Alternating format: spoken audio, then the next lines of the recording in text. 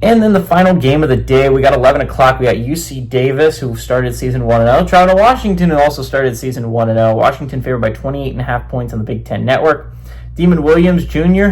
went 18-24, threw for 226 yards, 1 touchdown, 0 interceptions. Jonah Coleman had 24 carries for 177 yards and 2 touchdowns. And Denzel Boston had 5 catches for 92 yards and a touchdown. Again, Washington didn't play its cleanest game against Colorado State. Colorado State was in the game for the vast majority of it and was tied in the third quarter with Washington. And then Washington kind of ran away with it late. So I think what's really going to be interesting is the progression from week 1 to week 2. This is still a Washington that is extremely talented at the quarterback position. So the Washington that is kind of a dark horse in the Big Ten. They have 4 weeks to get ready for a big week 5 game, right? They play UC Davis this week, which is not a nothing burger. This is one of the better FCS teams. This was a FCS team that went deep into the FCS playoffs last year. They won 11 games last year. It's not a UC Davis team that you take lightly.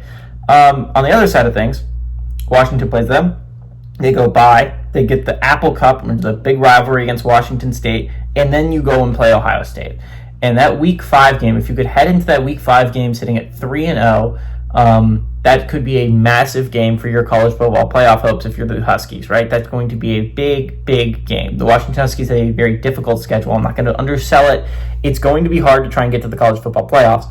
But Demon Williams Jr. has already looked like a top 3, top 5 quarterback in the Big Ten, right?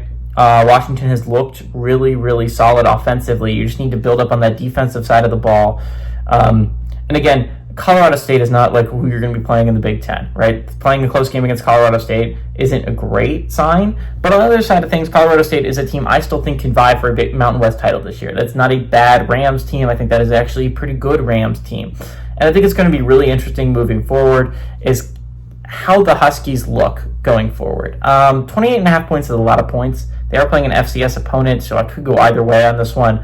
I'm leaning more towards Washington doesn't cover. I think UC Davis keeps it closer than 28.5. I think Washington still wins pretty handily. I still think they're not going to be stressing in the fourth, but I think 28.5 points is a lot of points to give to a team that isn't really great defensively, and UC Davis can do some good things offensively. So I like Washington to win, but not to cover in this one.